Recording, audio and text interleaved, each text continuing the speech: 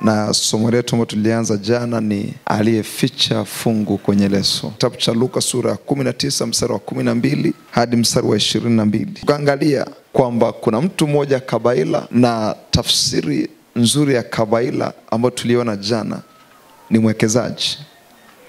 Alafu sitaki usahau kitu kimoja cha muhimu sana, ya kwamba Yesu alikuwa anamzungumzia Mungu, wala hakuwa anazungumzia mtu fulani.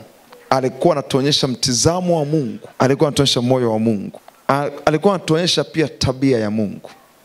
Na jana tuliona ya kwamba God is profit minded God. Ni Mungu ambaye anatafuta kuona faida kwenye kile ambacho alikiweka ndani yako, kwenye kile ambacho amekiweka ndani yako. Lengo la Mungu, Mungu anataka kuona faida kwenye kila alichoweka ndani yako.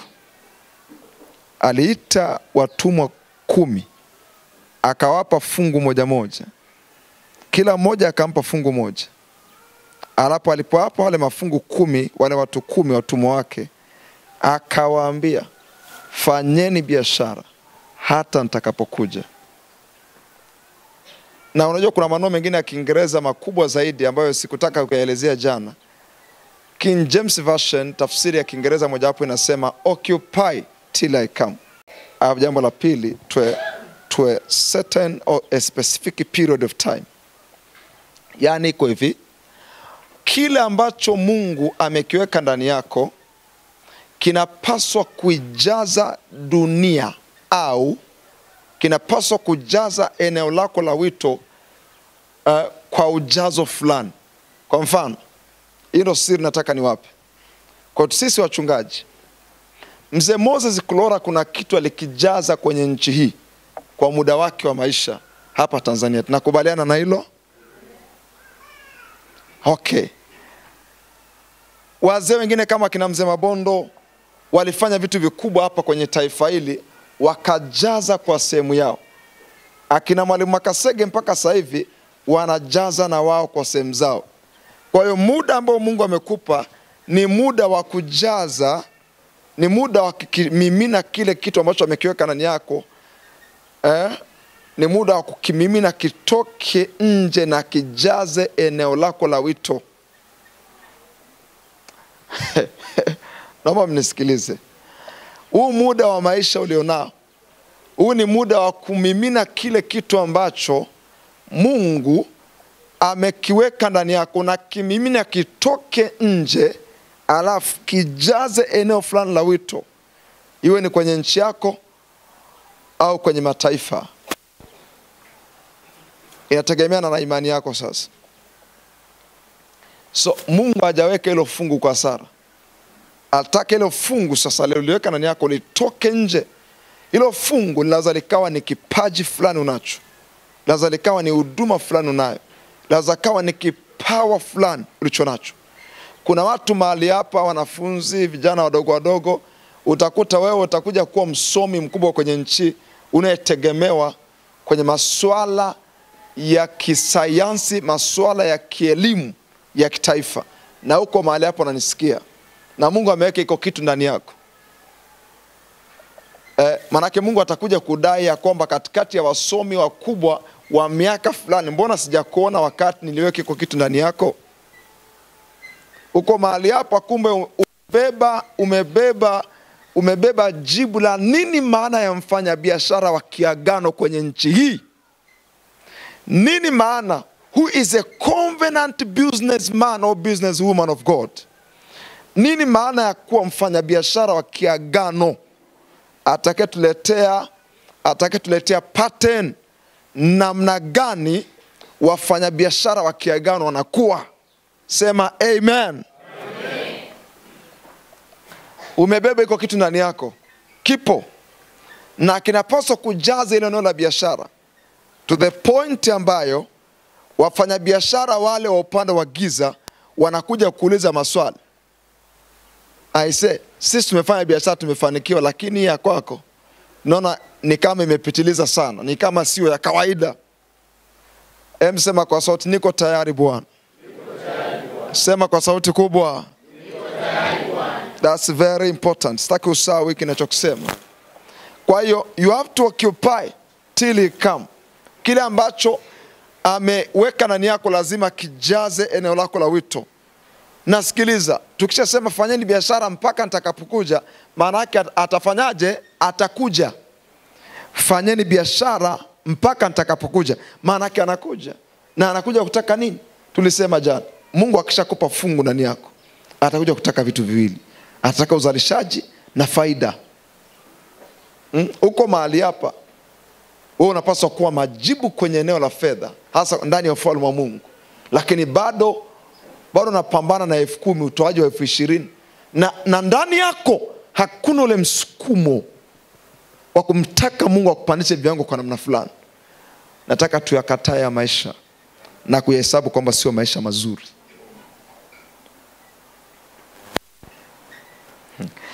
Ukija pale kanisani na kuchunga, au mchungaji fulani akija hapa, Pastor Dennis anakuchunga, akija akiangalia hivi na ukimwachia Pastor Dennis, basi ndo anafia hapo hapo, kwa sababu ndani yake ameona nimeshafika.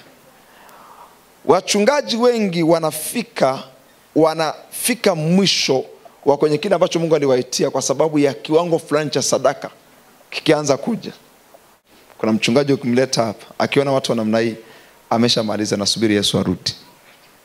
Kuna mtu mahali uko hapa, unafanya kabiashara chenye mtaji wa milioni 5, umeshamaliza, ndani huoni picha yote.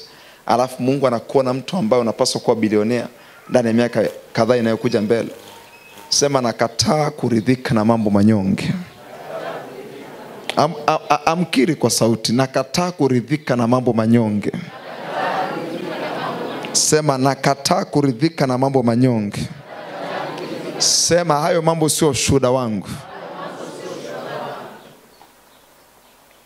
Ukishajua hivi vijana, utajua hata ni nani wa kumuoa. Unajua mtu wa kumuoa anapaswa kuendana na capacity ulionayo ndani. Ukishajua kuna mahali unaenda na kuna vitu unapaswa kufanya, utaoa kila mtu. Nilimwambia rafiki yangu mmoja, alikuwa ananiambia, unajua dada wasomi hao sio watu wazuri sana. Nikamwambia, unamaanisha kitu gani? Kwa hiyo wewe wazuri wako nini? Ukipata ambaye hajasoma, nikasema my good God, mimi siwezi kuwa mwanamke ambaye hajasoma. Na nilijiambia hivi, ngazi yake ya mwisho ni degree na masters. Tena nilikuwa napenda awe na masters, lakini Mungu akanipa mwenye degree. Nitamtesa kisaikolojia. Imagine mke wangu ameshahada 7 alafu napiga Kiingereza. Maana yake wa kwanza kuathirika kisaikolojia ni mke wangu. Sasa nisikutaka hiyo kitu. Lakini kuna watu ambao Mungu amewaandalia wanamna hiyo, na mtatoka hapo, mtapiga hatua, mtamtrain, atafika mahali. But it was not for me. Mimi sikutaka hiyo, ni mimi. Kwa hiyo kama hujasoma, sio kwa sababu ile mchungaji ameshaanza kudharau watu toka session ya pili. No, sijadharau mtu. Ila pia naona changamoto. Kwani ulikuwa unatoka dirishani wakati wa masomo? So inategemeana na kile ambacho nakiona mbele.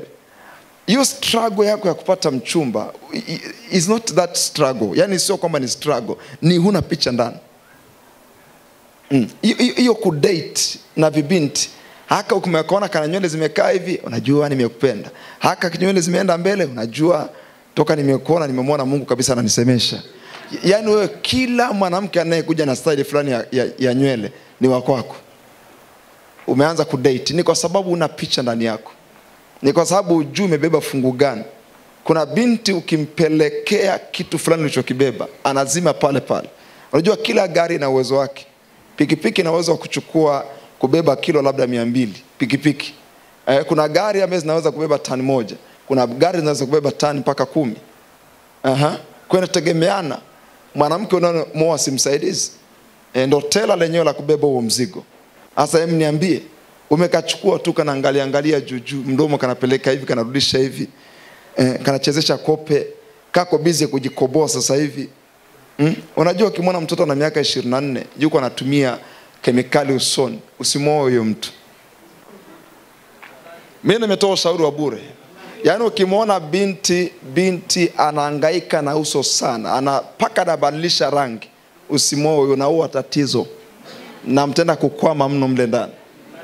Hiyo unajua ni maana kuwa na binti anakaa dakika 20. Maisha haya yako faster.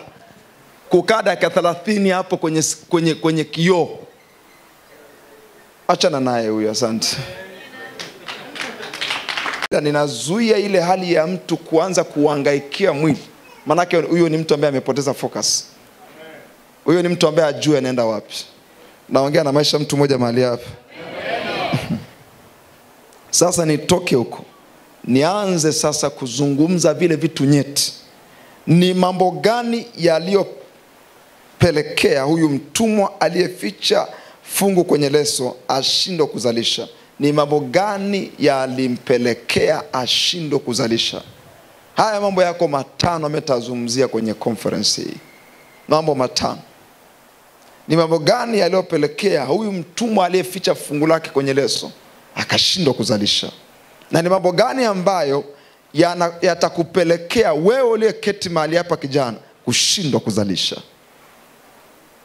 Ni mambo gani yaliyompelekea huyu mtumwa ashindwe kuzalisha? Mbona yule ndugu wa kwanza aliyepewa fungu moja sawa na yeye, mbona alizalisha 10? Mbona wa pili amezalisha 5? Kwa nini yeye hakuzalisha? Kwa nini alifunika kwenye leso? Ni mambo gani ambayo yalimpelekea huyu mtumwa ashindwe kuzalisha? Shida yake ilikuwa ni nini? Sasa tulitarajia azalishe. Alipaswa kuleta faida. Kwa nini hajaleta faida? Kwa nini hakuzalisha?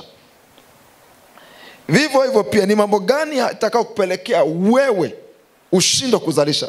Lakini pia itaenda pia vice versa yake nikiwa nafundisha. Nitakapokuwa nikiongea hivyo utakuwa najua pia ni mambo gani yatakayo kusaidia kuzalisha. Am I communicating? Nazungumza na mtu mmoja mahali hapa. Sema kwa sauti ya. Nyinyi ni vijana. Jambo la kwanza, alikosa wazo. Alikosa wazo. Kwenye bracket idea. Unajua Kiingereza ina maneno yenye uzito kidogo. Alikosa wazo.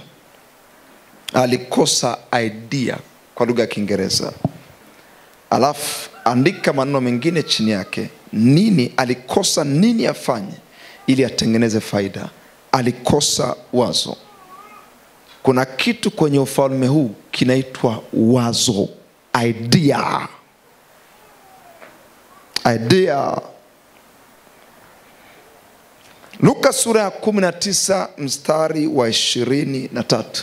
Naanza kuona shida za huyu mtumwa movu aliyeficha fungu lake kwenye leso ambaye hakuzalisha. Nataka tuanze kuona changamoto zake. Utaanza kuona changamoto zake kwenye mstari wa 23 Luka sura ya 19. Na nataka ufuatilie hayo maandiko kwa umakini, kwa sababu kila nitakachokifundisha kina mstari. Kila nitakachokifundisha kina mstari. Kwa nataka uyafuatilie hayo maandiko kwa umakini wote, kwa sababu kila nitakachokifundisha kina mstari. Fungua kitabu cha Luka sura ya 19 mstari wa 23. Nataka tusome wote kwa sababu Yohana aliwaandikia akasema mna nguvu. Haya, kwa sauti kubwa. Inasemaje Biblia? Basi mbona ukuiweka fedha yangu kwa watoao riba, ili nijapo niipate pamoja na faida yake? Alipokuwa akitoa ile ripoti yake, akimwambia bosi wake, unajua wewe ni mtu mgumu. Wewe ni mtu mgumu, unavuna unasichopanda. Huyu mtumwa wakati anampa hiyo ripoti bosi wake akamwambia hivi, basi mbona ukiweka fedha yangu kwa watoao riba, ili nijapo niipate pamoja na faida yake? Unamwona huyu kabaila, very profit minded. Kwa nini ukiweka kwa watoao riba, ili nijapo niipate na faida yake? Kama mnisikie kwa makini hapa, kama bwana wake alimwambia vile, hii inatuonyesha picha wazi ya kwamba alikuwa anakosa divine idea. Because wazo la kimungu litakuongoza kufanya kile ambacho Mungu anataka ukifanye kwa wakati huo. Maanake huyu mtumwa alikosa wazo. Ndio maana jana ndio wafundisha nikamwambia hivi, yule ambaye alipewa fungu moja akazaa mafungu mengine 10, alijua nini afanye. Alikuwa na maarifa ya nini afanye, wapi awekeze, biashara gani afanye. Ndio maana akazalisha mafungu mengine 10. Kwenye haya maisha huwezi kuwa master wa kila kitu. Ila kuna eneo lako ambalo ukijua, ukipata wazo la nini ufanye exactly mahali Bwana alitaka ufanye, then you prosper. Ukiangalia maneno ya Kiingereza kwenye tafsiri ya New King James Version, nitasoma tu isikupe shida. Anasema hivi, why when did you not put my money in the bank, that at my coming I might have collected it with interest. Kwa wale ambao mnafahamu, kwenye zile account, kuna account fulani nafikiri unaziita bonus account, sijajua upande wenu zinaitwaje. Zile bonus account, ukiwa na tunza pale fedha kama akiba, kuna asilimia kadhaa waga wanakupa mwishoni mwa mwaka kama faida ya wao kukutunzia fedha. Lakini si unajua tena, hawatunzi tu fedha. Zile fedha ambazo wanazitunza, wanafanyia biashara. Wafanya biashara wakubwa wa mji ndio ambao wanazitumia zile fedha kufanya biashara. Kwa zile fedha zako wanazizungusha. Kwa kuna asilimia fulani waga benki wanatoa kama mtu ameweka fedha kwenye bonus account. Sasa huyu boss anamwambia hivi, kwa nini usingepeleka hata kwenye bonus account, alafu ili mwisho wa mwaka ungepata interest fulani, mwisho wa mwaka wa pili ungepata interest fulani, na mwisho wa mwaka wa tatu ungepata interest fulani. Kwa mfano kama leo angekuja akakwambia hivi, kwa nini usingekuwa hata na hisa bank, ukaenda bank ukanunua hisa, ile hisa ndani ya kipindi fulani ingeongezeka, percentage yako ingeongezeka. Yamkini kama kuna kitu fulani ambacho sikisema jana, nafikiri ninaweza nikakisema sasa hivi kikakusaidia. Lile fungu moja ambalo walikuwa wanapewa lilikuwa linafanana na mshahara wa miezi mitatu. Unaweza kuelewa hiyo hela ilikuwa ni ndogo. Fungu moja ambalo walikuwa wanapewa lilikuwa linafanana na mshahara wa miezi mitatu. Yaani mshahara wa miezi mitatu. Kwa maana kwa walipewa fungu moja ambalo la thamani ya leo ya mshahara unaopewa mtu mwisho wa mwezi kwa miezi mitatu. Maana haikuwa ni hela ndogo. Kwa akamwambia, kwa nini usingeiweka pale? Kama leo labda tungekwambia, kwa nini usingeiweka labda ukanunua hisa CRDB Bank, alafu ile hisa ikaendelea kujiongeza? Kwa mfano leo tungekwambia hivi, kwa nini usingenunua ile fungu moja, usingenunua kiwanja? Unajua kuna wakati mwingine unaweza kujidanganya ukaona huku ni kijijini, afu viwanja vina hela ndogo, ukaanza kuviona tu kwamba hiki kiko mbali. Kwa nini usingenunua kiwanja, alafu ili mpaka nitakaporudi ile miaka mitatu angalau patakuwa pamechangamka na kile kiwanja bei yake itakuwa imepanda? Kwa nini usinge angalau kuipeleke fedha ukanunua kitu ambacho ni asset, ili ni japo tukibadilisha ile asset itulete faida tofauti na kile nilichokupa? Kwa unagundua kitu gani? Maisha yanabadilika mtu anapopata divine idea. Maisha yanabadilika mtu anapopata wazo la kimungu. Andika hiyo point. Na maisha yanakwama pia mtu anapokosa wazo la kimungu. Andika hizo sentences zote. Maisha yako yanaanza kubadilika unapopata wazo la kimungu. Lakini pia maisha yako yanakwama unapokosa wazo la kimungu. Wewe ni mwalimu wa shule ya sekondari, uko mahali hapa, au ni mwalimu wa shule ya msingi. Sikiliza, hakuna sehemu imeandika kwamba mwalimu lazima awe ni mtu wa madeni na awe na maisha manyonge, madhaifu. Hakuna hiyo sehemu. Hakuna sehemu imeandikwa lazima mwalimu awe na maisha fulani ya kukopa. Nafahamu maisha ya walimu na manesi yana changamoto zake. Mwalimu wakipita Warabu wa hotpot, mwalimu amekopa hotpot. Warabu wanamwambia kwamba utafanya marejesho tu kidogo kidogo, well this is not an issue. Kuna Mwarabu mmoja aliwahi kuja mwaka fulani 2018 nyumbani kwangu, alafu akaja na vyombo vya ndani, akaniambia kwamba okay, I have heard that you are a pastor, so tumekuletea hivi vyombo. Akiwa anaongea Kiingereza, kuna mtafsiri mmoja anatafsiri Kiswahili. Ile mtafsiri nikamwambia acha kutafsiri, mimi nakifahamu Kiingereza, mwacha aongee tu namsikiliza vizuri. Akaendelea kuongea, yule Mwarabu akaongea, akasema this is very simple, this is very easy.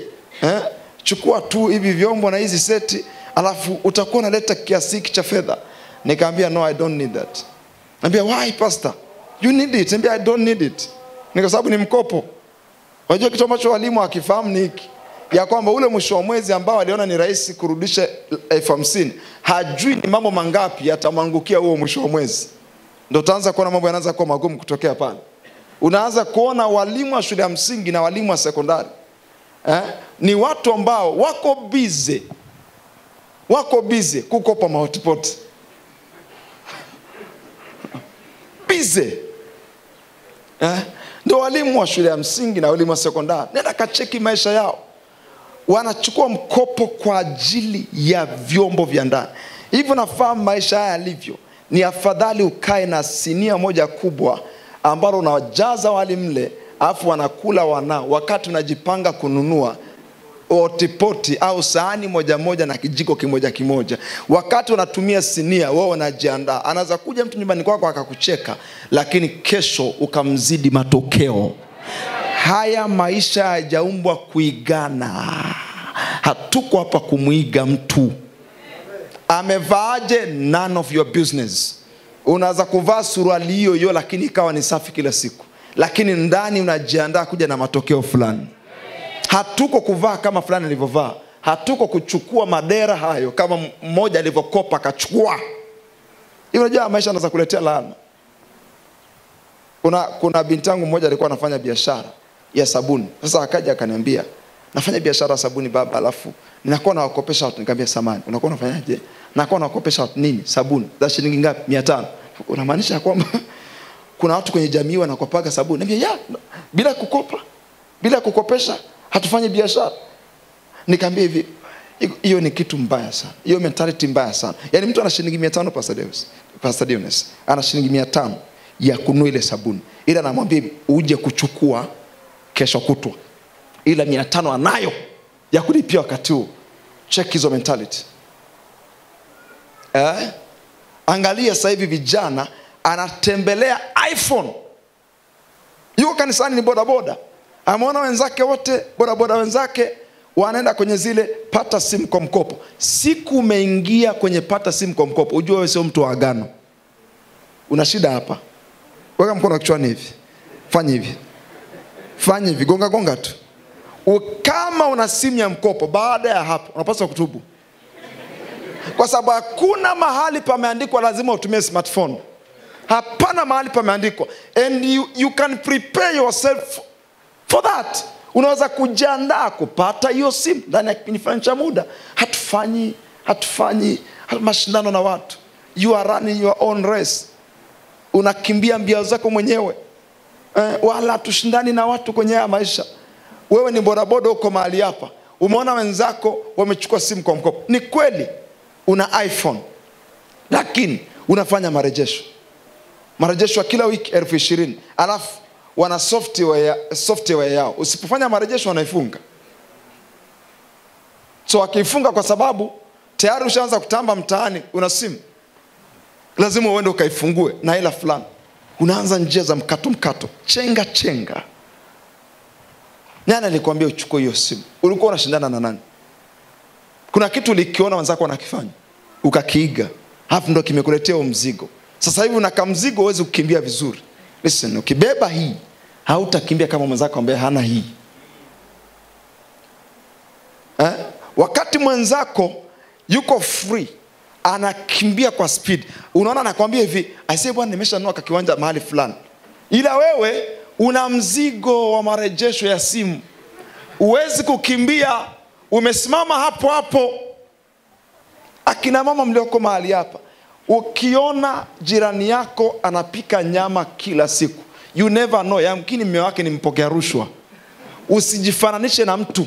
Lakini kama sio mpokea rushwa, tayari wana neema ya kula hivyo. Mungu amewafikisha kwenye level hiyo. Yamkini mume wake pia ni mwizi. Na kama sio mwizi, yamkini tayari ukuaji wao kiuchumi umefikia hapo. Kama wewe na familia yako hamjaweza kula nyama, mnakula mara moja kwa wiki, maisha haya sio mashindano. Unaweza kujiandaa, alafu kesho ukawa na maisha mazuri. Sema amen.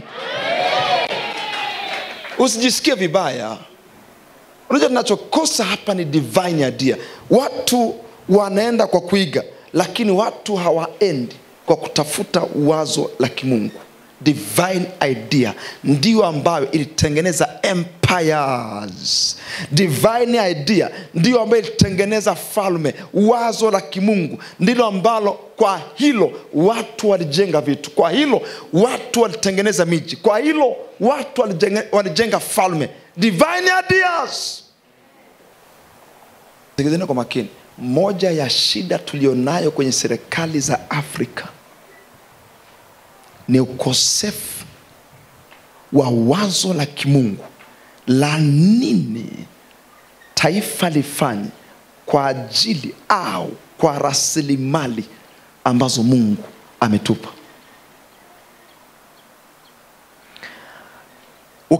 Ukipanda ndege ukapanda juu, ndo utagundua ni chache sana ya ardhi imekaliwa na watu.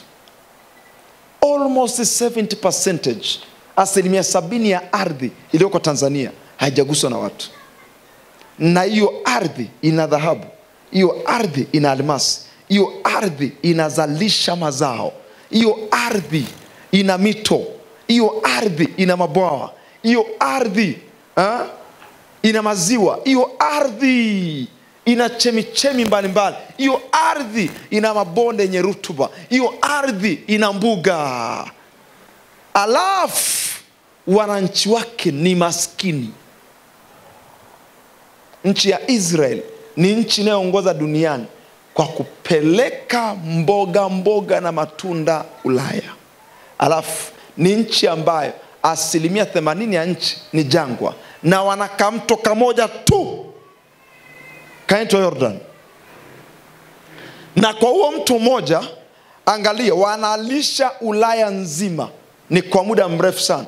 Kilimo cha Israeli, kilimo cha Israel kiko extraordinary. Ndo kilimo bora kuliko vilimo vyote duniani. Wale ndugu, alafu wana mto mmoja, alafu 80% kubwa ni jangwa. Nisikizeni kwa makini. Haijalishi rasilimali zimekuzunguka kiasi gani, kama Mungu atafungua ubongo ukapata nini cha kufanya, you will end up failure, you will end up poor, utaishia kuwa maskini, utaishia kuwa tu mnyonge kwenye maisha. Lazima Mungu afungue macho yako ndani. I tell you. Hiyo ndio shida ya Afrika kwa muda mrefu. Unajua ya kwamba kuna wakati fulani, pastor, unaambiwa dola ilikuwa inafanana na ile ya Tanzania. Yeah. Kuna wakati dola ilikuwa inafanana na ile ya Tanzania, lakini leo dola moja ni shilingi 2700 ya Tanzania. Manake tumevukwa mara 2700 kiuchumi. Listen to me very careful. Yaani kuna vitu bado ambavyo vimewashikilia wa Afrika havijawaachia. Ndio maana ukimfungua akili ya Mwafrika hivi, ni ajiri wapi TANESCO, wapi TRA, wapi idara ya maji. Yaani akifika pale akae kwenye kile kitu kinachozunguka namna hii, hapo ndo amemaliza. Brother hapo amepewa kazi, akapewa kompyuta hii hapa. Aya, utamfanyaje brother? Yuko busy anakopa smartphone, hapo amekopa iPhone, hapo amekopa gari. Yuko hapo, utamfanyaje brother? Bonge la bisho. Nini kinamfanya awe hivyo? Ni kwa sababu ameajiriwa ofisi fulani. Check. Ndo tunao watu makanisani. Alafu unamkuta Mkristo, ukimwona alivyokaa ofisini. Wakristo wengi wanavaa hivi nilivyovaa. Yuko ofisini pale. Alafu wale watu upande wa pili, wale watu ambao hawana Mungu wa kwetu, unamkuta anatembeaga na pensi. Tembea na pensi na t-shirt cha kawaida sana. Alafu ndo bilionea huo mji. Mtu mmoja alisema hivi, nilipanda kwenye ndege upande wa business class. Asa upande wa business class nilipopanda, asema walivyovaa watu kule, nilionekana mimi peke yangu kwamba ni mgeni mle ndani. Kwa sababu nilikuwa nimevaa suti, nimefunga tai, na nimekosea kidogo pande huu, tai imetokea, kuna jifix pale. Anasema kuna watu wamevaa t-shirt na bukta imeishia hapa, wamevaa sendo, wamevaa moka, yuko kule. Utaona tu watu ambao hawana hela. Asa Wakristo wengi wamejifikia kwenye kile kichaka, yaani wamejificha mle kwenye kile kichaka. Wako pale, Wakristo ni watu wazuri, mabenka wazuri, matela, wanahesabu hela za watu. Mtu ananena kwa lugha amekaa pale benki, unamuona mstarabu amevaa katai cha NMB kamepishana hivi, ukimuona unasema kwa kweli dada Mungu amembariki wapi? Kwa kuhesabu hela za watu wengine ndio Mungu amembariki. Amekaa pale na hesabu za hela za watu wengine. Lijamaa la kuja pale la weka kadi pale, au laweka check pale milioni 200 hapo. Haya maisha yako fair brothers. Toka ukijua kwamba hayako fair utamko usingizini. Angalia walimu wanapopanganaga pale NMB mwisho wa mwezi. Wanapanga paka mstari unakata kona hivi. Wanasubiri hela mshahara mwisho wa mwezi. Wamepanga pale. Nitakwambia sababu kwa nini wamepanga ule mstari. Ni kwa sababu asipopata hiyo hela hiyo siku. Hey. Anayemdai yuko nyumbani kwake anamsubiri jioni. Kwa lazima akae pale na hela apewe. Kwa wakati tukipita pale kuna kijana mmoja anambia, ni mwisho wa mwezi kumbe. Wamekuja. Lazima ichukue hiyo hela hiyo siku. Asipoichukua mambo hayawezi kwenda sawa. Alafu na jamaa mmoja linakuta kwenye foleni hapo la pita zake, na likiingia ndani wala aliende kwa tela. Wana ofisi vyao, wana vichumba vyao maalum. Alafu likikaa pale la subiri limepewa kitu, tulia tu hapo. Upande wa kule upande wa cheki kule. Tunaendaka kule kwenye cheki ya kanisa. Nikiendaka kule upande wa cheki pana kahawa. Pana kahawa kule. Yaani wakati unahesabiwa hela unakunywa kahawa na mkate. Nani atakupa wewe? Wewe panga foleni huko, chukua hela zako uondoke. Kuna watu wanatufanya tuwe mjini hapa. Alafu jamaa mmoja unaona laingia. Unaona mtu anakuja hapo, brother mmoja amevaa kiatu kiliangalia hivyo. Aliko sawa na moka wako. Maskini ndio wanaovaa viatu vya 500. Unamwona moka amepanda juu namna hii. Unamwona brother ana sendo zake pale, anaweka briefcase pale. Poa. Akitoa hivi milioni 20. Burunguti la kwanza, la pili 20, la tatu 20, la 4 20. Alafu anatulia pale anaingiziwa hela zake. Alafu anamwambia aje account hii hapo, namba. Hilo linaondoka na gari yake. Wewe umekalishwa pale kwenye foleni. Mimi waga nikifika pale nikikutaka foleni naondoka. Sema siwezi. Hata ni pull up socks, siwezi. Imagine. Haya maisha usipoamka usingizini utaishi maisha madogo. Sema kwa sauti, nakataa kuishi maisha madogo. Sema kwa sauti tena Haujasema kama unapata kusema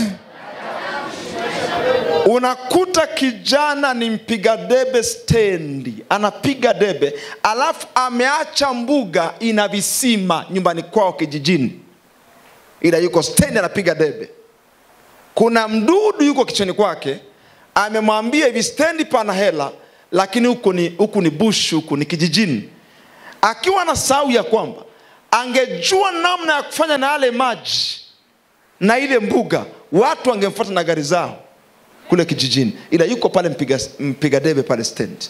Ndivyo maisha alivyo. Divine ideas. Watu wengi hawajui nini wafanye na rasilimali walizonazo.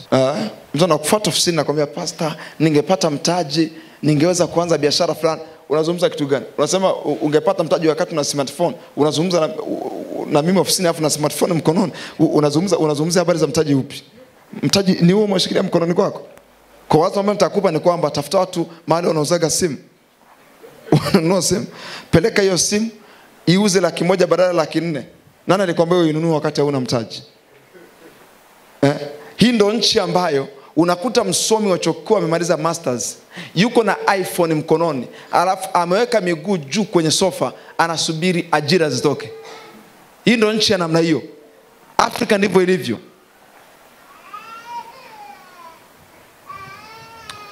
Watu wengi wanakosa wazo la kimungu. Nini maana ya wazo la kimungu?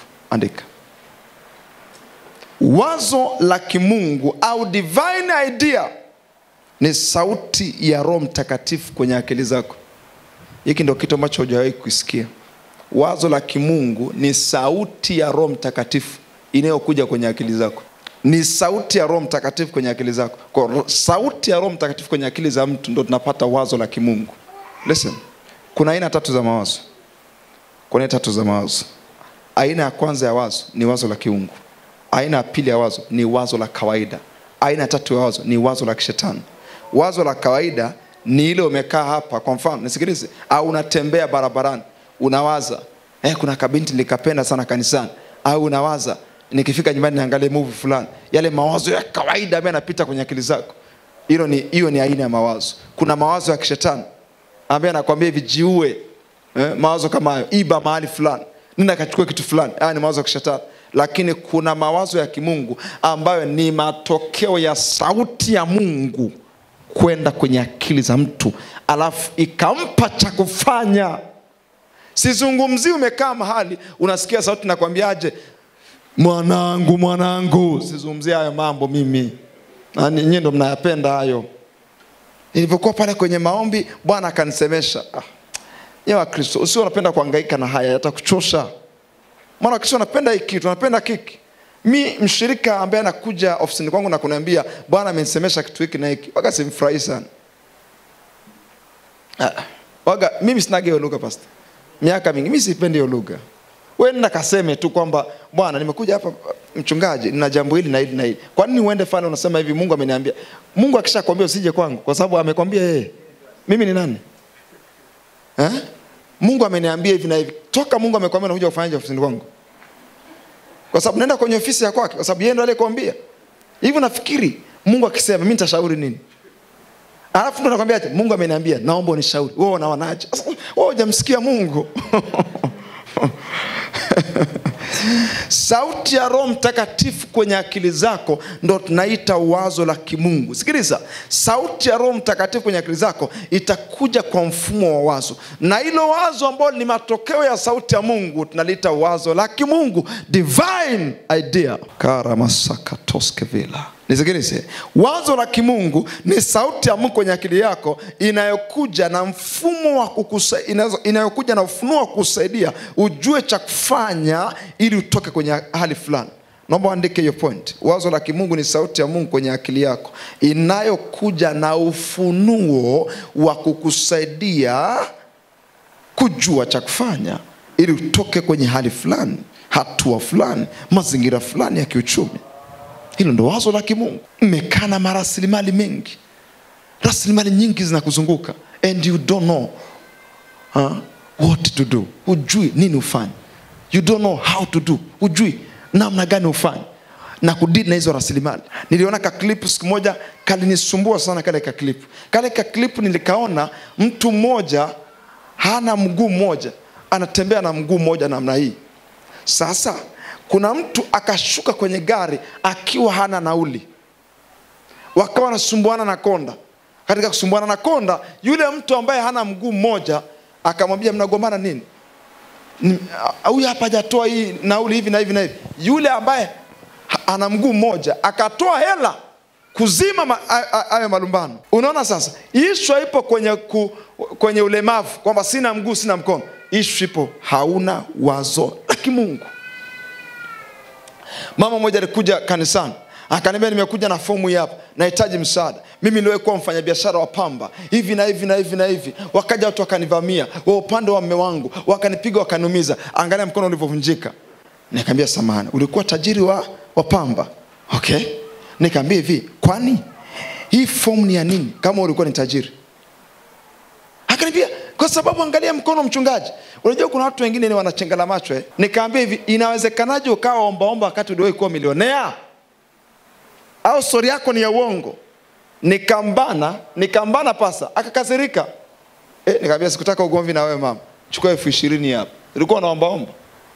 Lakini baada ya kutoka pale nikagundua wale watu hufanya chengala macho. Utakuta hata mkono hujavunjika, ila akaenda kwa mchungaji fulani ambaye ana macho ya roho vizuri, anamuonyesha ulivyovunjika hivi. Kumbe uko sawa. They need money. Mambo ya ajabu sana. Utakuta mtu ana miguu, lakini angalia ni shoe shine moja bora mjini na akose hela za kusomesha watoto. Kuna mtu ana miguu miwili, pua moja, macho mawili, vidole 10 na ngapi? 10 vya mikono na miguu, na hela ana.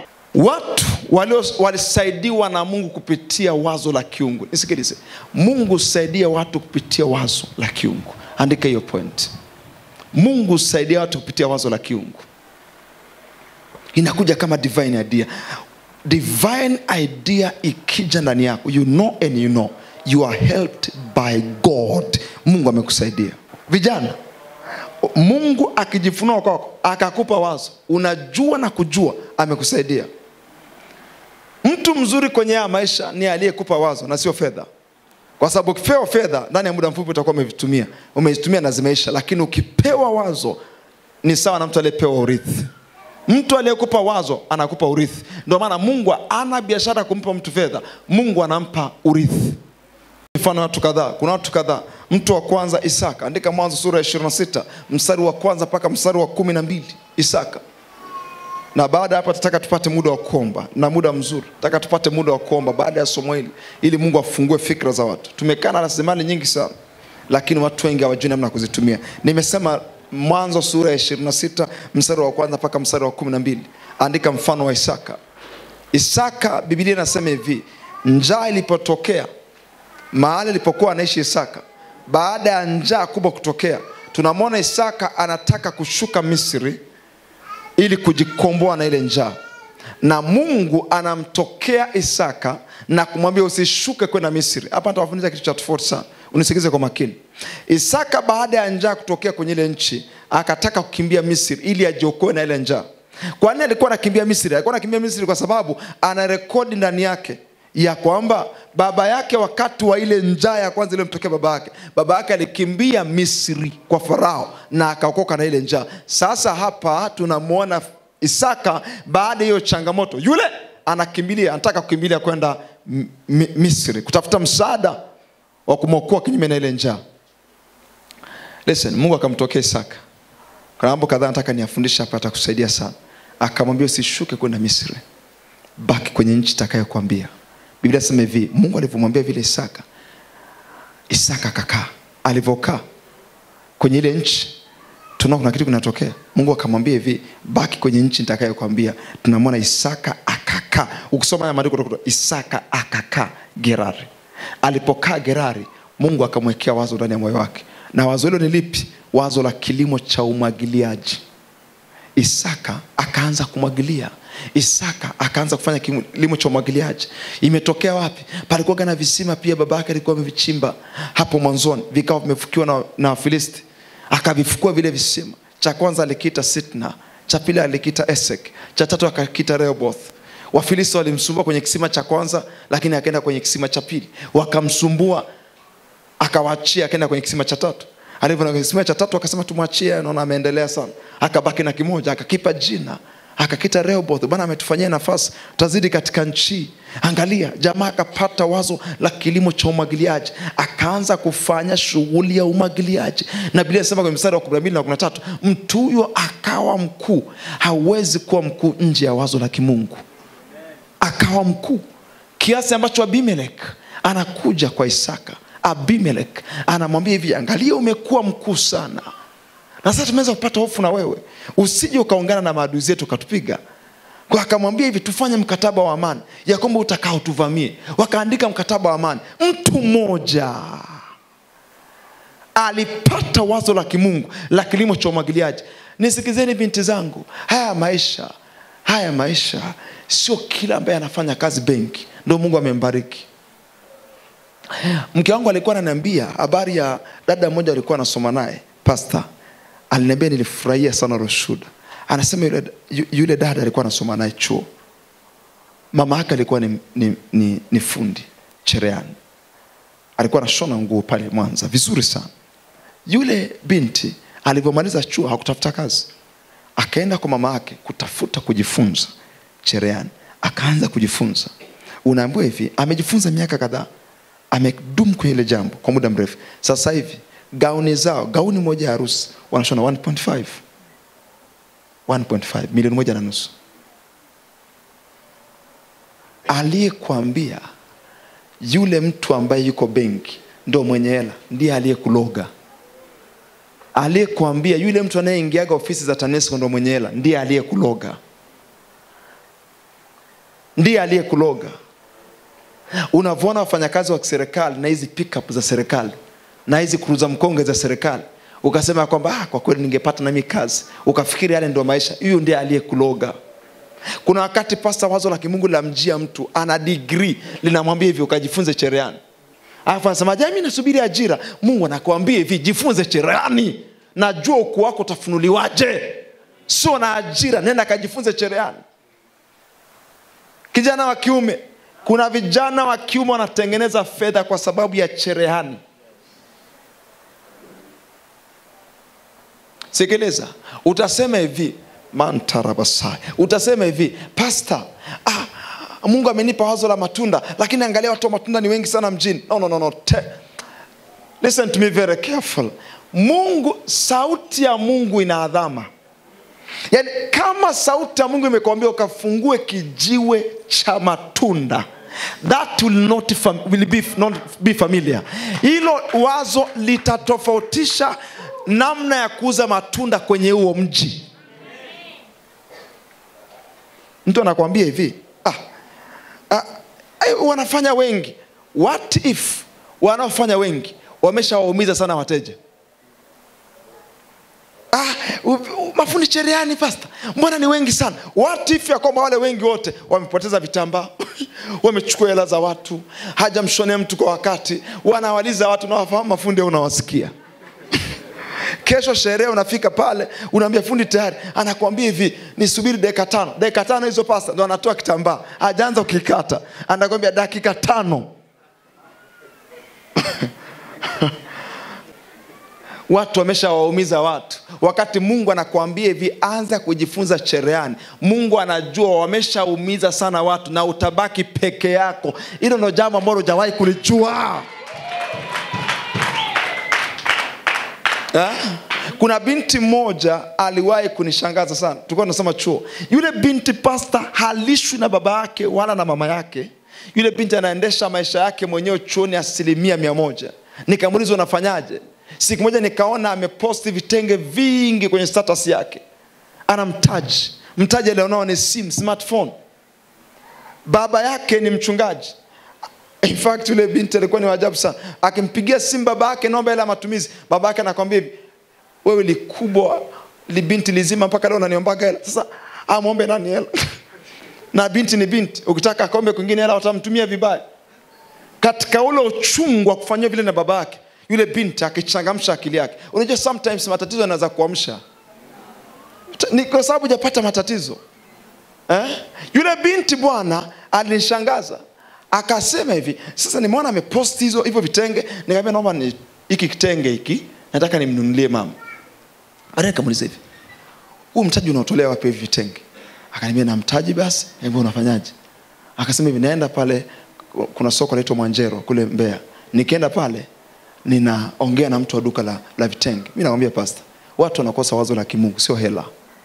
Sio mtaji. Unazungumza kitu gani? Sina mtaji. Umekosa wazo la kimungu.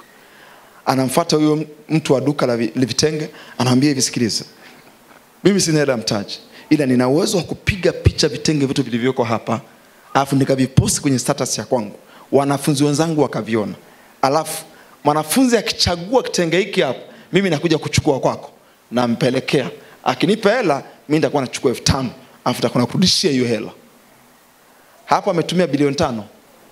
Baba, ninaomba nipate mtaji wa milioni 5. Ndio maana Mungu agajibu hayo maombi. Akaniambia vile, nikamwambia ndivyo ninavyofanya. Akasema yes. Kwa maana yake hapa sasa hivi mmechagua watu kadhaa. Umechagua wewe, amechagua fulani na fulani na fulani. Kwa hiyo maana yake anaenda kwa yule mama, anachukua vitenge, ananiletea mimi, anamletea na mwingine, akishawapelekea anapata shilingi 20,000 ya kwake per day. Afa anampelekea hela bosi wake. Unamwona mtu anapiga picha mitandio ya wanawake, unafikiri anavyo, kumbe ameongea na mtu mwenye duka. Mtaji alionao ni bando. Wewe mtaji huo wa bando uko TikTok. Kasongo yeye ndo huko. Hapo nasema baba, ningepata milioni 1 ningeanza biashara. Ndio maana Mungu ajibu hayo maombi. Ndio nimewapa siri. I tell you. Yani haujui kutumia rasilimali ulizonazo. Una smartphone, hujui kutumia rasilimali ulionayo. Pastor, simu yangu ndo engine. Kila naponunua simu, waga nanunua simu yenye RAM kubwa, kwa sababu ndo engine ya huduma yangu. Watu wengi wakiona video zangu mtandaoni wanafikiri nina mtu fulani smart anatengenezea. Na tengeneza video mwenyewe 90%. Hiyo ndio jambo la kushangaza leo. Yaani ukiniona kwenye mtandao wa kijamii usifikiri kuna mtu anatengeneza video, na itengeneza mwenyewe. Yaani ule ukubwa wa video na jinsi ilivyo na inavyolia ni mimi nimetengeneza. Nikimaliza kusoma, ninakaa, nikimaliza kusoma na kuomba, nimetumia masaa yangu 7 na Mungu. Nakaa sana natengeneza video. Nikishatengeneza video na ipost ndo nalala. Saa 10. Alafu brother, kilichokuza uchumi wangu, yani mapato ya kanisa wanaonipa mimi, yanaingia mara 4 kwenye mapato ambayo nayapata kutoka kwa mitandao ya kijamii. 2020 nilimsikia Mungu ananiambia hivi, wekeza kwenye mitandao ya kijamii. Alafu Mungu akaniambia hivi, tuma video moja kwa siku. Kwa hiyo watu wengi hutuma video kwa mitandao ya kijamii, lakini mimi natuma kwa maelekezo ya Mungu. Aliniambia 2020. Ndio maana kwa wanaonifuatilia vizuri utagundua kila siku lazima nitume video. Hakuna siku itapita sijatuma video. Ni maelekezo ya Mungu, na ndiyo yaliyobadilisha uchumi wangu kwa 80%. Angalia pastor, nisingemtii Mungu na hilo wazo la kutuma video moja kwa siku, ningekuwa irrelevant, mtu wa kawaida ambaye sio sauti. Leo naangalia mamia ya watu wanaokuja inbox kuniomba msaada. Leo naangalia sadaka watu wanazotuma kuja kwangu. Namwambia Mungu, nisingetili wazo la kutuma video kwa siku, sasa hivi ningekuwa wapi? Unachukua kumwambia mke wangu, ningekuwa wapi sasa hivi eti mke wangu? Alafu ningekuwa nafundishaje? Unajua kuna wakati unakuwa unajifikiria, hivi ningekuwa na ubirije labda. Kwa sababu toka nimeanza kuhubiri kwa mitandao ya kijamii, hata ubiri yangu inabadilika, lugha yangu inabadilika, smartness yangu inabadilika. Na kuwa relevant. Wazo la kimungu ndilo ambalo litakutofautisha wewe na wewe, wewe na wewe. Yaani kesho zenu zitatofautishwa na wazo la kimungu. Isaka akawa mtu mkuu kwa sababu alipata wazo la kilimo cha umwagiliaji. Sikiliza, haijalishi wangapi wanakifanya hiko kitu, likije ile wazo lifanye kama Mungu amekuagiza, na sio kama linafanywa na watu wengi. That is your special assignment. Oh Lord. Mtu mmoja hapa na anaenda kiwango kingine. Kalima suvarahila. Usije ukasema hata siku moja sina mtaji. Sasa hivi unapotembea jione kama mwenye mitaji yote ambayo inahitajika kwa ajili ya kitu. Yaani sikiliza, wewe Mungu yuko hivi, niwafundishe namna Mungu anasema. Mseme ndio. Niwafundishe namna Mungu anasema. Mungu asemagi kwa ukamilifu. Mungu anasemaga kwa fezi. Kwa akisema hivi, nataka kufanya biashara fulani, sema yes sir. Anzia hapo. Ukifika hapo, ukishafanya mpaka hapo, ndo ataongea kingine. Kwa hiyo maana yake Mungu hawezi kuongea kitu kama hujakifanya kile alichokisema. Okay. Sasa akikwambia hivi, nenda kajifunze cherehani, wewe mwambie ndio mzee. Alafu cha kufanya, tafuta rafiki mwenye cherehani. Ukifika pale, kwa hiyo rafiki mwenye cherehani, unashangaa na kwambia kuna cherehani yangu moja hivi, haina mtu. Kwa kazi yako ni nenda, anzia hapo alipokuambia. Lakini Mungu hawezi kuambia hivi, nenda kajifunze cherehani, alafu nenda kwa Sudi, alafu Sudi na cherehani yako, alafu nenda kwa Juma, alafu Juma na frame yako, alafu nenda. No. Huyo sio Mungu, huyo ni mama yako labda. Mama ndo anaweza kusaidia hayo mambo yote, lakini sio Mungu. Tabia ya Mungu ni hii hapa. Mungu anakuambia hivi, jifunze cherehani, anza. Tafuta connection. Ukishafikia pale, unashangaa rafiki yako anakuambiaje, alafu sasa umekuja vizuri, unajua kuna kitu kiko hivi na hivi na hivi. So chukua hatua ya kwanza unapokutana na wazo la kimungu. Alafu yalo baki ni Mungu atayafanya. Hivi ndivyo tunavyoinuka vijana. Hivi ndivyo tunavyoinuka. Hivi ndivyo tutakavyotikisa dunia. Hivi ndivyo tutakavyowashangaza watu. Hivi ndivyo maskini utakavyoondoka katikati yetu.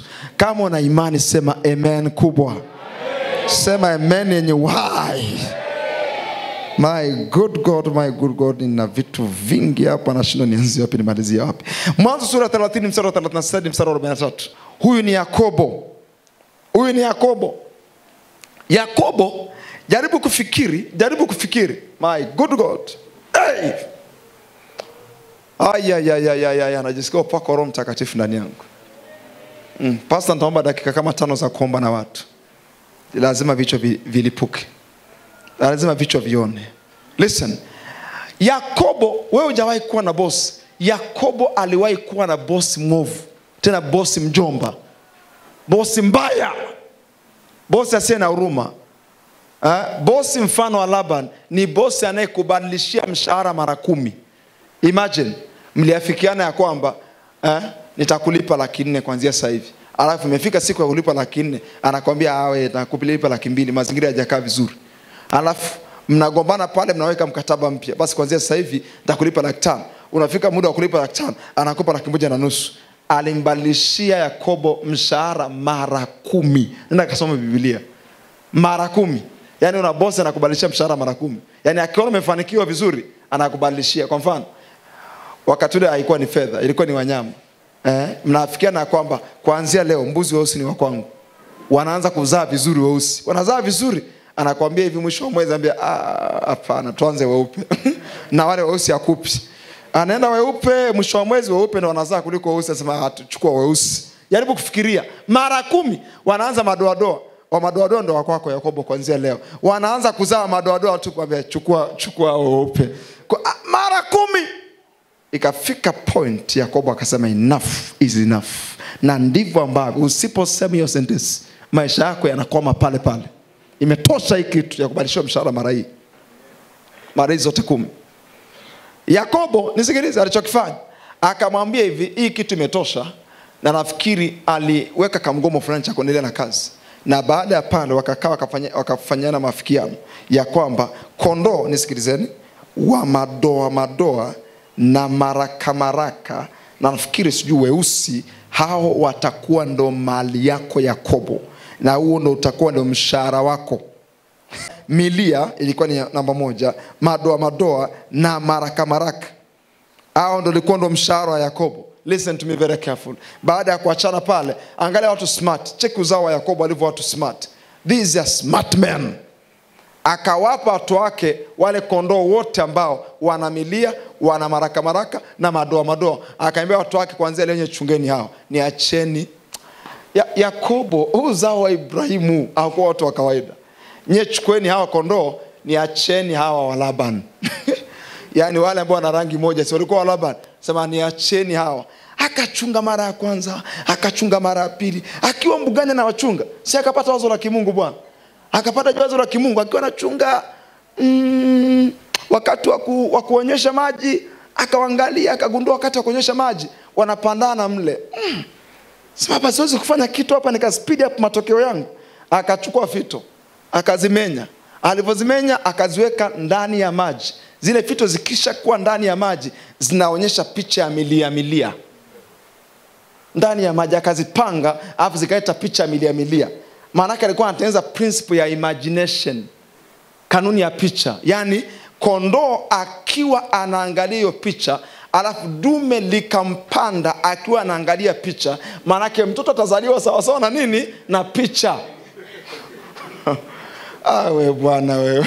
Kuna watu walio kutokea hapa duniani. Mmoja wao ni Yakobo pia. Wakawa wanapandwa, akiwa wanapandwa, kuna mwanaume ambaye hakusoma physics wala biolojia, hakusoma sayansi ya namna yote, lakini aliwaza hivi, hizi fito zilivyokaa ni milia. Na watoto, zile mbegu zikienda kwenye mayai ya kina mama, zile mbegu zitazaliwa kutokea kwenye picha wanayoiona mbele. Wakapata mimba. Walipopata mimba, wakazaliwa exactly sawa na picha, sawa na wazo. Nikupe siri, vitu vitazaliwa ndani ya maisha yako sawa na nini? Na wazo. Sawa na wazo. If you conceive that idea, you have that result. Kama tayari una mimba hilo wazo, una matokeo ya hilo wazo. Watazaa hilo wazo. Alafu namba 2 sasa. Alivyoona kuna wanyama walikuwa ni vile vidhaifu, alafu mengine alikuwa na nguvu mno. Sasa alichokifanya, akachukua ile yenye nguvu ya rangi anayotaka ya wapande wale wenye nguvu pia. Kwa akatumia kanuni nyingine. Matokeo yakakuwa, bila sema mtu yule akawa mkuu. Angalia Mwanzo sura ya ngapi hiyo? My God. Yule mtu akawa mtu mkuu. Ni Mwanzo sura ya 30:43. Kwa hiyo mtu huyo akazidi mno, akawa na wanyama wengi, na vijakazi, na watumwa, na ngamia, na punda. Kutokea kwenye nini? Wazo la kimungu. Alafu soma Mwanzo sura ya 26 mstari wa 12. Soma brother, chap. Mwanzo 26 mstari wa 12. Mwanzo 26 mstari wa 12. Na yule alipata wazo la kilimo cha umwagiliaji 12 nasemaje kwa sauti kubwa? Yes. Isaka akapanda mbegu, yani akatili ile wazo katika nchi ile, alafu akapata mwaka ule vipimo 100 kwa kimoja. Akapata vipimo 100 kwa kimoja. Unaona sasa, 100-fold, akapata vipimo 100 kwa kimoja. Yani alipoweka mbegu moja alipata mara 100. Ndio tunasema gani 100-fold. Kwa maana yake ni ukishaheshimu wazo la kimungu, tunaendelea, ukishaheshimu wazo la kimungu, jiandae na 100-fold. Utaweka mbegu moja, utaanza kulifanyia kazi, ujue Mungu atakupa mara 100. You better wake up. Endelea kusoma. Sura 12. Bwana akambariki. Andika point nyingine. Mungu anakubariki kutokea kwenye wazo la kiungu. Yani manake andika lugha nzuri zaidi. Wazo la kimungu limebeba udhirisho wa baraka za Mungu. Kwenye kila wazo la kimungu ujue kuna baraka ya Mungu. Alipotii wazo la Mungu, Bwana akambariki. Manake Mungu hawezi kuleta baraka juu yako kama una wazo. Kwa hiyo wazo litavuta baraka ya Mungu. Kwa sababu baraka ya Mungu haiji mahali pako void, ni patupu. Baraka inakuja mahali pana wazo. Endelea. Mungu akambariki. Alivyombariki nini kikatokea? Mstari wa 13. Na mtu huyu akawa mkuu. Na mtu huyu akawa mkuu. Akazidi kustawi. Hata akawa mkuu. My good God, hata akawa mkuu sana. Maanake ukuu wako unaamuliwa na wazo la kiungu. Andika hiyo point nyingine. Ukuu wako utaamuliwa na wazo la kiungu. So ukiliheshimu ile wazo la kiungu, linaweza likawa ni dogo. Anza kuchukua bidhaa fulani, ipeleke mahali fulani. Anza kuchukua juice, ipeleke mahali fulani. Kuna dada mmoja namfurahia sana pale, yuko pale kama mjini. Yule dada anafanya kitu fulani hivi kazuri sana. Ana kapikipiki kale kadogo, vile vidogo vile. Alafu amekatengenezea stand fulani hivi very special. Anauza juice zile very standard. Yule dada mpaka wamempa tuzo juzi kwa sababu ya kuuza juice. Muuzaji juice bora Kahama. Anavaa vizuri. Alafu ana nguo zake maalum. Ana vifaa vyake maalum. Very smart kwenye muonekano. Unajua wazo la kimungu litakupa nidhamu fulani. Unakuta mtu anauza vitumbua na makucha meusi marefu mpaka huku. Kama Shumileta. Sio kama mnamkumbuka Shumileta. Yaani mtu anaangalia vitumbua ni vizuri lakini hizi kucha hizo au ni mchawi huyu. Very smart. Mtu anakuta anakuuzia mahindi lakini cheki mguu wake, cheki mguu. Unasema mahindi napenda kula, ningemuunga huyu bwana mdogo, lakini shida ni mguu. Nenda kaangalia nywele zilivyokaa. Unajua wazo la kimungu litakuja na aina fulani ya nidhamu ya kimaisha. Am I communicating? Okay, akawa mkuu, hata akawa mkuu sana. Kwa maana yake hautakuwa mkuu nje ya wazo la kimungu. I good God. Bandarabakosa. Namna ya kupata au kutengeneza wazo la kimungu. Hapa ndo penye uzito wa somo. Na nitafundisha hilo kwa dakika chache sana. Chache sana. So nataka uende kwa speed na mimi ili niende ndani ya wakati. Namna ya kupata au kutengeneza wazo la kimungu. How to create, how to receive the divine idea. Hapa ndo kwenye somo sasa. Hapa ndo kwenye somo.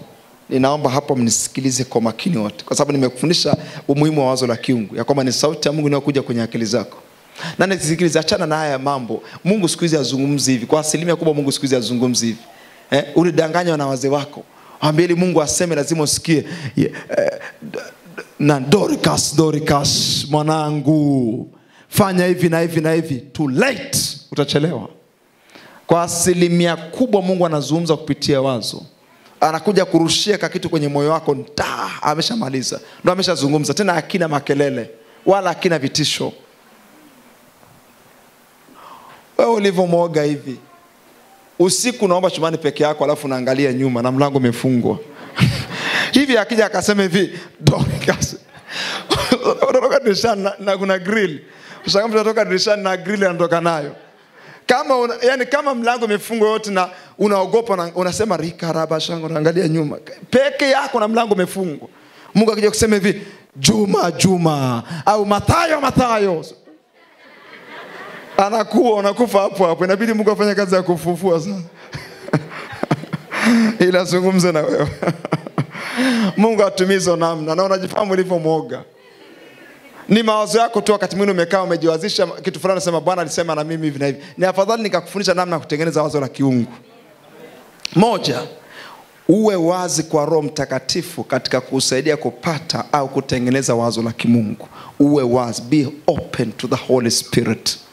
Be open, uwe wazi kwa Roho Mtakatifu katika kukusaidia kupata au kutengeneza wazo la kimungu. Uwe wazi kwa Roho Mtakatifu katika kukusaidia kupata au kutengeneza wazo la kimungu. Very big point. Usije ukaisahau. Usije ukaisahau.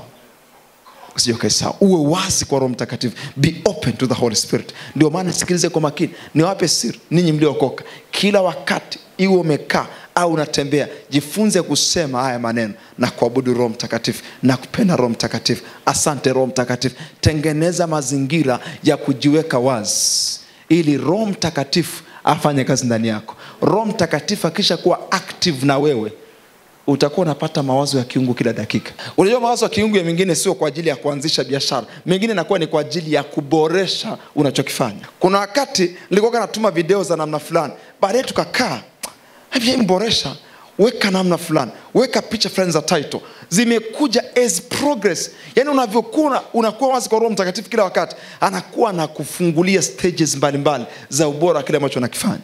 Uwe wazi kwa Roho Mtakatifu. Jifunze kumwambia haya maneno. Unajua Kristo wengi anakuambia hivi: nilivyoenda pale nikataka kukata kushoto hivi, machale yakaniruka. Ni kwa sababu tumekaa na waganga muda mrefu. Machale yakaniruka. Yaani lugha ulionayo ya Roho Mtakatifu ni machale. Na Roho Mtakatifu alishakubali ya kwamba yeye ni machale. Unajua anasema machale kwa sababu gani? Ni kwa sababu una chale nyingi kwenye mgongo. Unazo nyingi. Yaani ulishachanjwa sana. Lugha iliyopo kichwani ni machale. Hii ni Roho Mtakatifu yule. Angalia Ayubu sura 32 mstari wa 8. Ayubu sura 32 mstari wa 8. Biblia inasema hivi: lakini imo roho ndani ya mwanadamu, na pumzi ya Mwenyezi wapa akili. Pumzi ya Mwenyezi ni Roho Mtakatifu. Roho Mtakatifu ndiye anayempa mtu akili. Na akili iliyozaliwa na Roho Mtakatifu ni akili ya kiungu. Manake kama Roho huwapa akili, manake Roho pia huwapa wazo la kiungu. Roho upeleka sauti yake kwenye akili zao, ikatengeneza wazo la kimungu. Kwa manake kumbe Roho Mtakatifu hutengeneza akili.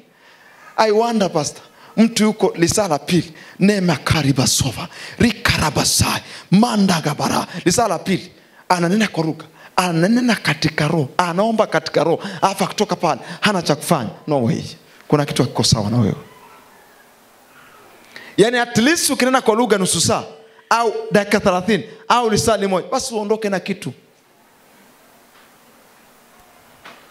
Maana yake nzuri ni kwamba Roho Mtakatifu anaweza kuivuvia akili yako na akili yako ikapata wazo la kimungu. Roho Mtakatifu anaweza kuiwezesha akili yako na akili yako ikatengeneza wazo la kimungu. Yuko ndani yako kama msaidizi. Alitumwa kuja kusaidia, ni msaidizi mwingine. Aliyekuja kusaidia, Allos Parakletos, ni msaidizi yule ambaye wakufanana na Yesu. Yesu amekuja katika mfumo wa Roho wake ili akusaidie, ili usiwe void, usiwe mtupu kwenye maisha. Oh Lord. Lekuska vila manda. Wakorintho wa kwanza sura 15 mstari wa 34. Ukishajua Roho Mtakatifu anaweza kumpa mtu akili. Angalia hiyo Wakorintho inasemaje. Paulo anawaambia hivi Wakorintho: tumieni akili zenu kama ipasavyo. Maana lazima uitumie akili yako kama ipasavyo katika kutengeneza wazo la kimungu. Use your mind to create ideas. Kwa sababu ile akili ni matokeo ya uvuvio wa Roho Mtakatifu. Naongea kitu kikubwa sana. Kwa hiyo maana yake tumia akili yako kutengeneza wazo la kimungu. Maana yake una akili ambayo sio ya kawaida. Sema kwa sauti: nina akili ambayo sio ya kawaida. Oh Lord. Kutoka sura 35 mstari wa 35. Kutoka 35. Biblia inasema kitu cha ajabu sana. Sasa angalia hiyo. Nataka tusome wote kutoka 35. Hiyo itakushangaza. That is more surprising. Lima shandarabakos. Hey Baba, sinipite. My God. 35. Kutoka 35 mstari wa 35. Shila mahande kopazile askovila. Kutoka 35. Nisaidie kusoma kama umefika. Kila aliyefika tusome kwa sauti. Biblia inasemaje? Rudia tena kwa kipengele kwa sauti kubwa. Amewajaza watu wao akili za moyoni. Akili za moyoni ni akili zinazotokana na uvuvio wa Roho Mtakatifu. Akili za moyoni, angalia pale, ni akili za moyoni katika kuvumbua, katika kutengeneza, katika kudesign. Maana yake makatala baye. Tuanza kupata akili za moyoni kwenye kudesign nguo, kwenye kutengeneza kitu fulani, kwenye kuvumbua kitu fulani. Akili za moyoni. Hey.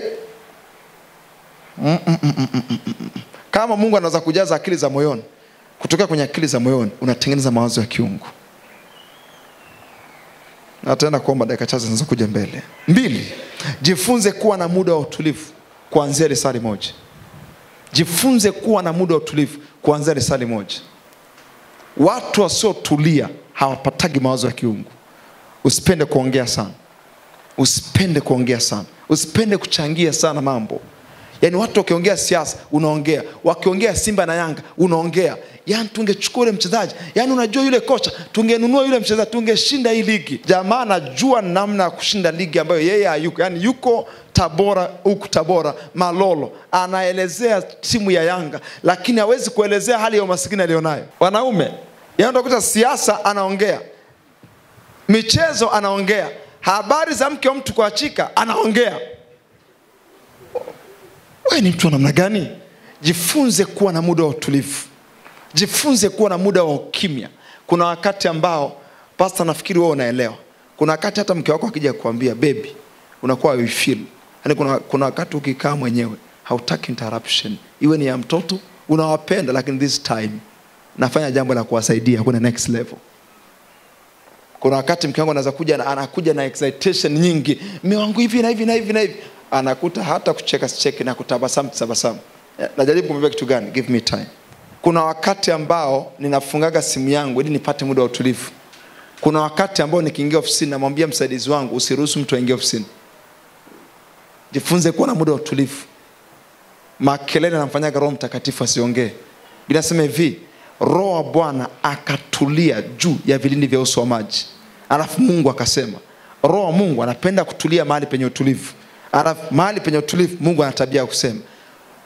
Kuna wakati unapaswa kuwa mtulivu na unapaswa kutengeneza mazingira ya utulivu. Jifunze kuwa na muda wa utulivu. Go there in the solitary place. Nenda kwenye mahali pa utulivu peke yako. Kaa pale, sikia. Mimi sijui kama mambo yanaeleweka. Marko sura ya 1 mstari wa 35. Marko sura ya 1 mstari wa 35. Tunamwona Bwana Yesu anaamka alfajiri. Anatoka umbali wa kurusha jiwe kwa mkono. Anajitenga kule, wanafunzi wakiwa wamelala, anakaa kule ili kusikia. Na unasoma Biblia vizuri utagundua kitu kimoja hapo, ya kwamba alipotoka pale, wanafunzi wakaja akiwa yuko pale swali. Wanafunzi wakamfuata akamwambia hivi, watu wanakusubiri kule nyumbani, wamekuja ili uwasaidie. Lakini Yesu akamwambia hivi, angalia imetupasa kwenda kwenye mji unaofuata. Maana yake akiwa mahali pa utulivu, Mungu alimwambia mara hii usihangaike na watu wa hapo. Mara hii inuka na kwenye eneo jingine. So listen, unapopata muda wa utulivu peke yako, unaamka mapema wakati watu wamelala, unakaa sitting room, au unatoka nje, au utakuta nyumba wengine Mungu amewabariki, una nyumba ya fence, nyumba kubwa ina fence nzuri, toka nje, kaa pale. Wasema sasa hizi dhana za uchawi ambazo tunazo za miaka mingi, mtu anakuwa na mawazo ya ajabu kweli. Unaweza kutoka nje wakati watu wamelala, ukapata muda wa kutafakari, wakati unanena kwa lugha. Jifunze kuwa na muda wa utulivu ili kutengeneza mawazo ya kimungu. Nenda achana na watu wakati mwingine. Kuna muda wa kuchukua watu uende nao kuomba kama kampani. Kuna muda wa kukaa peke yako. Amka usiku wa manane, katulia, sikiliza. 3, tafuta kwa njia ya kufunga na kuomba. Tafuta kwa njia ya kufunga na kuomba. Tafuta kwa njia ya kufunga na kuomba. Namba 3, Mathayo sura ya 7 mstari wa 7 inasema, ombeni nanyi mtapewa, tafuteni nanyi mtaona, bisheni nanyi mtafunguliwa. Kwa unaweza kutafuta kwa njia ya maombi na kufunga. Kwa sababu kufunga na kuomba ni sawa na mtu anayebisha, ni sawa na mtu ambaye anatafuta. Nilisema kwamba aombaye upokea, atafutaye uona, abishaye ufunguliwa. Ezra 8:21 Biblia inasema hivi, ndipo nikaamuru kufunga hapo penye mto Ahava, huyu ni Ezra, ili tupate kujinyenyekeza mbele za Mungu na kutafuta kwake njia iliyonyoka. Angalia, unaweza kutafuta njia iliyonyoka kwa habari ya uchumi wako kutokea kwenye mfungo. Unaweza kufunga ili kupata njia iliyonyoka. Am I communicating? Mlioko nyuma, naongea na maisha mtu mmoja. Mlioko nyuma, kuna mtu anaelewa cha kusema? Good. Mwisho nimesema tafuta kwa njia ya maombi na kufunga. Kwa hiyo jiset kila wakati katika mifungo. Shangaa kijana unakula kuanzia Jumatatu mpaka siku ya Jumapili. Wewe ndo msiba unaanziaga hapo. Mwangalie jirani yako, muulize mara mwisho kufunga ni lini? Maana unanenepa tu. Mwambie unanenepa lakini mambo hayaonekani. Mwambie una kitambi sasa, lakini hela hakuna. Mwambie tuna changamoto na wewe. Mara mwisho kufunga ni lini? Na wauliza nyinyi vijana, mara mwisho kufunga ni lini? Jumatatu ya jumla au ya kipekee yako? Maana mmesema Jumatatu wengi. Hiyo ni ya jumla hiyo. Kufunga kibinafsi. Unakuta kuna mwanangu mmoja nilikaa naye nikamwambia unafunga lini? Akaniambia Jumapili. Nikamwambia mbona acha utani. Unajua kabisa Jumapili nakaa mpaka saa 8. Hiyo siku si imeshaisha. Acha utani bwana. Tunafunga Jumapili. Watu wote mnaofunga Jumapili ni wavivu wakubwa. Funga Jumatatu mpaka Ijumaa. Hizo siku za kazi ndio za mfungo hizo. Jifunze kufunga na kuomba. Unakula, mabinti. Kuna wakati unabidi kumtafuta Mungu. Vijana wa kiume kuna wakati lazima umtafute Mungu. Jifunze kufunga na kuomba. Set muda wa kufunga. Anza na masaa 12. Advance nenda masaa 24. Ukimaliza nenda masaa 36. Piga hatua nenda 48. Hizo ni siku 2. Moto utawaka kwenye visigino lakini ujue Mungu atajifunua kwako. Of course kufunga sio kucheka. Mara ya kwanza kufunga 24 nilifikiri nakufa. Kwenye mida ya saa 4 ile. Nilifikiri nakufa. Nilikuwa nalala miguu naiweka juu kwenye ukuta na ishusha chini. Napeleka pozili panawaka moto. Naona kama mtu anachemsha sufuria la maji hapa kitumboni. Ni kama maji yanachemka namna hii. Lakini habari njema ni kwamba ilifika asubuhi. Nenda 48. Ukimaliza 48 nenda 60. Ukimaliza 60 nenda 72, 3 kavu. Ukimaliza 3 kavu nenda 4 kavu. Nikwambia hakuna mtu alikufa kwa mfungo wa siku 3 kavu. Utaumia tu lakini utakufa. Cha moto utakiona lakini utakufa. Na nisikilize, ukishaanza kutoa dhabihu kama hizo, utaanza kuona Mungu anajichannel kwako. Kidogo anajichannel kwako. Mazoezi yote haya nimeyafanya. Mfungo wa 3 kavu nafikiri wa mwisho tumefanya mwezi uliopita. Nikaa na watu kanisani. Nilikuwa natafuta the how. Nitoke kwenye hatua nilionayo ya ukuaji wa kanisa kwenda hatua nyingine. Na Mungu akasema na sisi. Mimi na mke wangu. 3 kavu tumekaa. Ni kweli. Kuna wakati unashika mic hivi naomba na washirika inabidi uiachie. Unachoka. Moto unawaka. Na nafungaga washirika wananiangalia ili wajue na mimi ni mwanadamu sio malaika. Nyinyi mnafikiri sisi ni vimondo vimetoka juu. Sisi sio vimondo. Sisi ni watu ukifunga unaumwa njaa kama wewe. Ila tuna self control. Unakula tu. Mchungaji akija akatangaza mfungo wa 7 za masaa 12, unakuja mahali hapa John, kama yule kijana wangu yule. Kumbe umeshtua kidogo juice mchana. No, acha ujanja, jifunze kufunga. Ukifunga na kuweka hiyo nidhamu, ataanza kujichannel Mungu ndani yako. Na namba 3, andika utoaji wa zaka. Utoaji wa zaka wa mwendelezo na wa kiagano. Utoaji wa zaka wa mwendelezo na wa kiagano. Hapa nizungumze kitu. Utoaji wa zaka fungu la 10. Utoaji wa fungu la 10 wa kiagano na wa mwendelezo. Utoaji wa zaka wa mwendelezo na wa kiagano. Najua mjaambiwaga hivi vitu. Wengi mnatoa zaka lakini kishikaji mno, kijanja sana. Ndio maana tuna watu wakubwa, hatuna watu wakuu kanisani. Listen to me very carefully. Kwa wale ambao wamesoma mistari ya Malaki sura 3 mstari wa 8 mpaka mstari wa 10, utajifunza mambo kadhaa. Anasema hivi, leteni zaka kamili ghalani ili kiwepo chakula cha kutosha kwenye nyumba yangu. Muone kama sitawafungulia madirisha ya mbinguni na kuwamwagia baraka hata isiwepo nafasi ya kutosha. Alafu kwa sababu hiyo nitamkemea laye, nitawafanya kuwa heri. Ametoa hizo baraka. Sasa nisikize kwa makini leo, kwa makini wote. Watu wengi pastor walijua ya kwamba madirisha ya mbinguni ni hela. Madirisha ya mbinguni yakifunguliwa basi hizo ni hela. Kila wakati ukiona dirisha ujue ni access to revelation. Kwa maana yake dirisha la wakilisha uwezekano wa kupata mafunuo. Kwa hiyo sikiliza, mtoaji wa zaka anayetoa kiagano ni mtu ambaye hata kaa kose divine ideas, mawazo ya kiungu.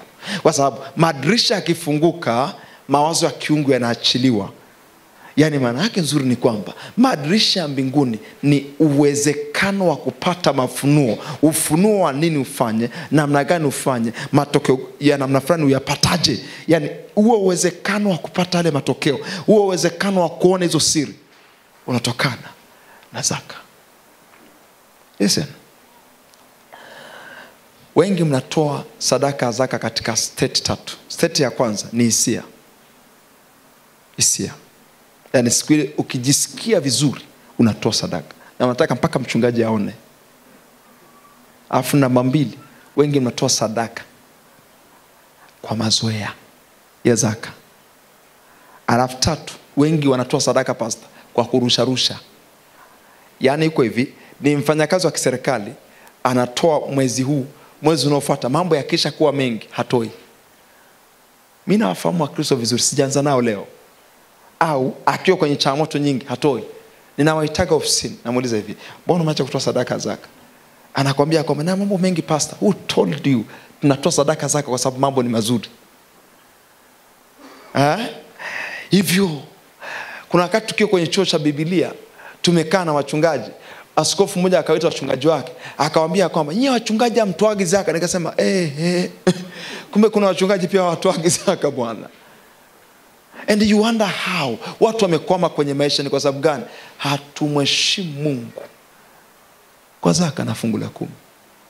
Nimetoa fungu la 10 toka mwaka 2010 kwa muendelezo, sikuwahi kuacha hata siku moja. Nilianza kutoa fungu la 10 kwenye boom. Wakati boom ni mkopo, nakwambia huu ni mkopo. Paka nipate ya kwangu nitaanza kutoa. Nilikuwa natoa kwenye 5,000 na 10,000. Nilikuwa natoa 70,000. 50,000 ni kwa ajili ya zaka, 20,000 ni kwa ajili ya injili. Nikafanya mpaka miaka 3 ikaisha. Na kutoka pale sijawahi kula sadaka ya zaka. Nilianza kutoa sadaka ya zaka shilingi 40,000, ikaenda 100,000, ikaenda 200,000, ikaenda 300,000, ikaenda 400,000. Mpaka sasa hivi natoa kwa mwezi, wiki 4 natoa zaka 700,000. Na muamini Mungu kabla mwaka hujaisha nianze kutoa 1,000,000. I trust God. Hii ni kitu inafanya kazi. Wangapi wanaifahamu dawa inaitwa Colgate? William Colgate ni muasisi mkubwa wa utoaji wa zaka. Wakati anaanza kiwanda cha sabuni ya meno, ilikuwa inaitwa sabuni ya meno, William Colgate. Mwenzake alimfuata akamwambia hivi, umeanza kiwanda ndio. Kuna kitu kwa Wakristo tunakiita fungu la 10. Ukikifanya kile ni kizuri. Okay? Inapatikana Malaki 3 mstari wa 8. Na mistari mingine akampa ya Biblia. Jamaa akasoma akaelewa. Alivyoelewa akasema naanza. Mapato yote ya kiwanda chake cha kwanza akatoa fungu la 10. Akaona matokeo makubwa. Akasema matokeo yote haya kwa sababu ya fungu la 10. Akaacha fungu la 10, akaenda fungu la 20. Akatoa 20%. Akaona matokeo yanamzidi. Akamfuata mzee akamwambia, "Hii ilikuwa wapi siku zote?" Akatoka 20, akaingia 30. Alipotoka 30 akaingia 40. Alipotoka 40 akaingia 50. Akaanza kutoa nusu ya mapato yake. Alipotoka 50 akaingia 60. Alipotoka 60 akaingia 70. Alipotoka 70 akaingia 80. Alipotoka 80 akaingia 90. Akamwambia Mungu, chukua 90, mimi nitaanza kuchukua 10. Alisema maneno kabla ya kwenda mbinguni. Hakuna hela alikuwa anahitaji na asikute benki. Inatoka wapi alikuwa hajui? Umewahi kusikia sentence? Hakuna hela ambayo alikuwa anaitaka na asikute benki. Maana yake malaika walikuwa busy kuhakikisha kwamba benki ina hela anayoitaka. What are you talking about?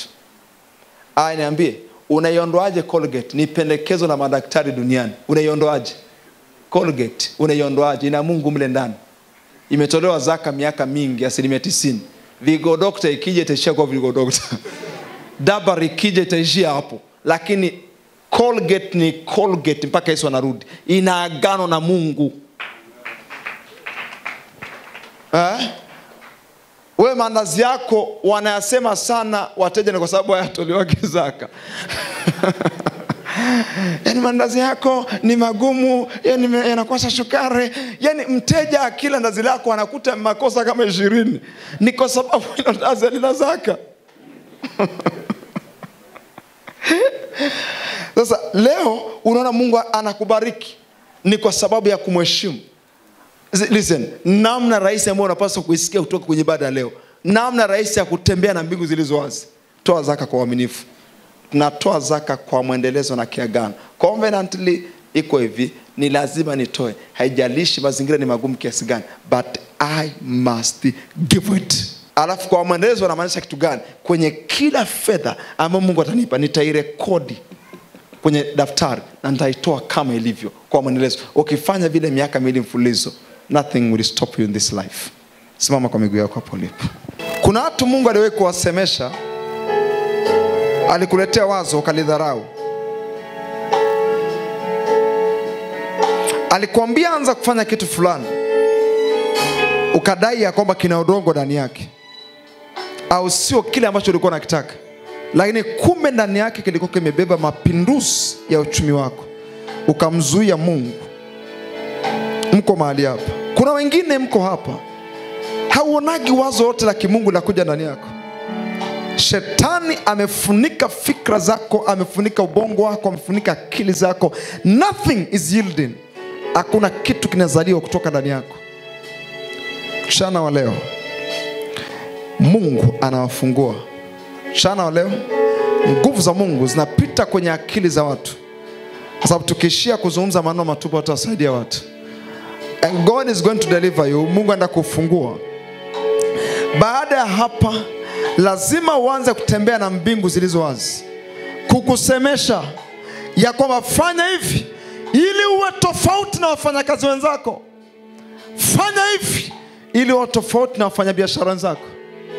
Manta iskovila shalama goda baradegesia imbrakatoziva la iskavila mandarabakos. Roho Mtakatifu, ninaomba nuru iingie kwenye ufahamu wa kila moja aliyesimama hapa muda huu. Roho Mtakatifu, Roho Mtakatifu, fungua moyo wa kila moja aliyo mahali hapa. Macho yao ya ndani yasikie na yaone. Ikaramande kapasko vila mande gobakata ya mashandere bakota mandere bokota rabagada baraka. Weka mikono yako miwili juu. Sema Roho Mtakatifu kwa sauti moja. Roho Mtakatifu, fungua ufahamu wangu. Fungua ufahamu wangu. Fungua macho yangu ya ndani. Sema nataka kuona, nataka kusikia, katika jina la Yesu. Sema hilo wazo lifunuliwe ndani yangu. Hilo wazo lifunuliwe ndani yangu. Hilo wazo lifunuliwe ndani yangu sasa hivi kwa jina la Yesu. Kwa jina la Yesu. Ayaanza kujiombea. Nena kwa lugha hapo ulipo. Anza kujiombea. Kila moja fanya activity ya maombi. Mantarabakota rikorobo sikereba impalagia sovela. Nisaidie ongeza mic nguvu kidogo. Mantarabakopa. Kila moja, kila moja, kila moja. Mande kataliba kota. Elima sakatovela askevila. Embrakataya magoba. Elika mande rebrogoda bayagadaba. Leketere makataya magede barada. Rikorobo sikara mande gobakata. Leketele mesketovela angarabadia. Rikorobo sikara mande goba. Rikatala mande kapaya maradego. Rikorobo sikara mande goba. Rikatala mande gebagadaba. Rikotolomo seketepa. Rikala mande rebagoda. Oh, rikala mande kapa. Yeketele mande rebo. Rikala mande gabagadapa. Rikatala mande kopa. Shekete rebagadapa. Rikorobo sikara manda. Rikatala mande rebozia. Rikatala mande gopa. Riketele magoda bara. Rikara magoda baraka. nisaidie, nisaidie. Omba pamoja na mimi. Ufahamu wako lazima ufunguliwe. Shetani lazima achilie ufahamu wako.